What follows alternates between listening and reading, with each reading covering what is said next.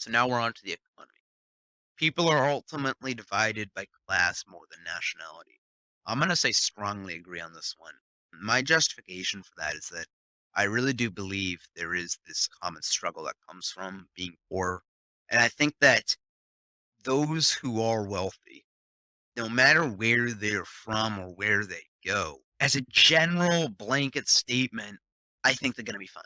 I think you see that with Russian oligarchs are able, even though they're hated, Russia really, there's really a lot of anti-Russian sentiment here in America and in Britain and Europe. They can go across the world and they're treated just like everybody, all of the other oligarchs. And I think that kind of comes into a thing where class, I think, divides us more so than nationality. Nationality is something we kind of create. Uh, Class, I think, is more inherent. Controlling inflation is more important than controlling unemployment. I'm going to say strongly disagree here. I know there's some people who really care about inflation. I I just don't. This will be a topic for a whole nother episode where I talk about my policy on monetary theory and whatnot. I don't care about inflation too much. I think it's more of a matter of perspective, like how you look at things, rather than something that's actually inherent to the economy. Because corporations cannot be trusted to voluntarily protect the environment, they require regulation. Strongly agree. I think this one is somewhat self-explanatory. If a company, here's how I'll present it. If a company is going to help the environment anyway, then they'll have no issue going under regulation. Not, it's not like they're not a person. That's the thing. Like, as a person, I don't think that you should. I would say that if I would say that there's a reason to believe that you don't want to be surveilled, even if you're not guilty of it, as a person. But as a company, I see no issue, no reason why they shouldn't be audited to make sure that they're complying with environmental regulations. And I think that we need those regulations if we as a species want to survive. So, ugh, I think that one's pretty obvious. From each according to his ability to each according to his is a fundamentally good idea. I'd say strongly agree. This is a Marx quote. At least my understanding of it is basically each works according to their ability and each receives according to their need. And I might be misrepresenting that or misunderstanding that. But from my interpretation of the quote, I would say I strongly agree with that. I do think that it's a good policy to say, hey, we as people should work as hard as we can and we should get what we require. The free of the market, the free of the people, absolutely not. I think this has been just shown just by the process of the United States. When the government pulls back and when unions decrease, wealth inequality also it increases. I think that's just clearly shown. You see a trend starting in the mid 70s rather, continuing on, where that's where you see wealth inequality explode and where union membership declines and where government regulation also steps back. Freer market theory is just so, to me, it's a sad reflection on our society. It's something as basic as drinking water is now bottled, branded consumer product. I kind of go back and forth on this one. I used to say strongly agree with that.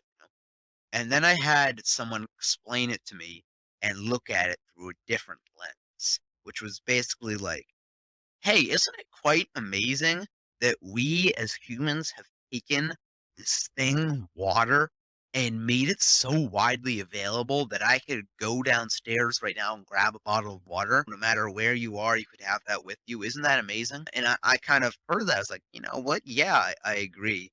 I think that this kind of comes down to the issue of this question specifically, what it's asking, as to what it's asking. I think it has to do more with, well, isn't water a public commodity? And isn't it sad that it's now been taken by made into a consumer product and sold? And to that point, yeah, I guess I'd agree. It is a bit sad that you have this public water which is turned private. But I'd also say I do think it is really amazing that we as humans have been able to do that. So I'm going to say I'm going to go with agree on this one just because I want what it's there seems to be glitching here as to what it's asking, but I just understand understand my take. Again, I don't care too much about the results for these. I care more about the questions. land shouldn't be a commodity to be bought. See, I disagree with this. I think that when we start off in a society, land is owned by the collective. And I think that the collective governs and manages the land, but the land can be allocated to certain individuals, and those certain individuals should be able to transact between each other. I think it's kind of silly to pretend that there shouldn't be or act like there shouldn't be private land ownership. I do think that that makes sense. I think like you get to a point where like what we used to have was you'd have a few individuals who would own all of the land and everybody else would live on, and it wouldn't be collectively owned, it would be privately owned by a few individuals. I think we've gotten to a nice happy medium where most people own their own private land and can do what they want on their land. I think that it should still be governed and managed by the collective, but I think private individuals should be able to own and manage their own. It is regrettable that many personal fortunes are made by people who simply manipulate money and contribute nothing to their society. Strongly agree. I think that although everybody should be able, I wanna say that they shouldn't be allowed to kind of, mess around with the stock market to an extent, I would say it's very sad. I'm someone who, it kind of disgusts me. I get a gross feeling from it all because you see these people really don't help our society, but because they have wealth and our main metric for success, contribution to society is money. Because they have that money, they're seen as all these great people. Oh, the glory be. And I really don't see it that way. Protectionism is sometimes necessary in trade. Strongly agree. I think that one of the greatest issues that kind of rose up the turn of the century with, for example, like NAFTA, different stuff, was that the government kind of took its hands back. Not with NAFTA, that's a bad example, but sort of. It basically said like people can transact on their own. I think that when individuals are transacting, this is really anything. I think you need the government. I think you need a body to step in and kind of watch the transaction and make sure that there isn't that the situation isn't unfair, that both individuals are being treated equally and with equal respect. The only social responsibility of a company should be to deliver a profit to its shareholders. Strongly disagree, but with a caveat. I sort of agree with the idea that the profit, this part, without the shareholders garbage. I think a company social responsibility. I don't think companies have social responsibilities. I think the only responsibility a company has is. I think that's the only thing it has to do. I think it's somewhat regrettable, but I think that's the bare minimum. However, that doesn't mean I have to like it and stand idly by. It doesn't mean that a company can do whatever it wants to get profit. It needs somebody to step in and tell it what it cannot do, what is unacceptable. Okay, so um, for this one, I say strongly disagree, but I also would as a caveat here, I do not really like it when companies act all socially aware. I think it's nice. But a lot of it is virtue signaling. Sometimes you'll see a company that does a legitimately good action, and I guess raises funds for people who need it, whatever, Sometimes you'll see something like that.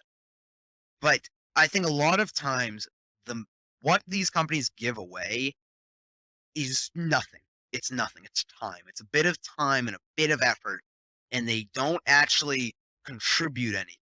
They don't contribute anything because there's 2 camps that see what a company does. I remember, I think it was, what's that bank? I forget what it was, but it was during the, Black Lives Matter protests this, last summer. Um, and you had the CEO of a bank who he kneeled in front of the bank vault. Um, and to me, I think that contributes nothing to the conversation. It's just a way to get people to back you. And I think as a leftist, I would suggest to other people who are of the left not to fall for that. This is going to really frustrate me that I don't know his name, but he was involved in the 2007 recession with managing the banks, where they made a lot of money off of that. And I think that using the previously talked about economic manipulation. And I think that just because somebody says they're for 'em does not equate to material benefits for them. It doesn't mean that they really actually care or what all. It just means that they want a group of people who will support them. And I don't think that, I hear the argument sometimes, well, it's spreading the word. I just don't think that, like, for example, like Black Lives Matter. I don't think that that man kneeling changes anybody. I think there's two people who go into it. There's people who go into it wanting to hate it and wanting to not like it. And there's people who go into it in support of Black Lives Matter. I don't think there's anybody who's indecisive about it and sees these like virtue signals from companies and really it's like, oh, has a realization there. I think it's just a way to get them, they want to sell a product and they have a devoted group who they think they can manipulate. And I would advise people, don't be manipulated. The rich are too highly taxed. Strongly disagree. Strongly disagree. The rich are not taxed enough. This is a whole different topic, but basically it comes down to what the real tax rate is with so many loopholes. I forget what it's called. Borrow, die something. I don't know. It's basically where it's like just this is just an example. Instead of actually spending any of your money, like getting a high salary, you keep all your money in your company and you borrow money from a bank against your company and you just live off borrowed money. You just live off borrowed money and it's effective. So that they can basically they just make it's very frustrating. Very, very frustrating because they could keep all their net worth in the company and it doesn't have to be taxed. Those with the ability to pay should have access to higher standards of medical. I think people make medical care a lot more than it needs to be, and they pretend that there's this massive disparity and there's no possible way to fix it.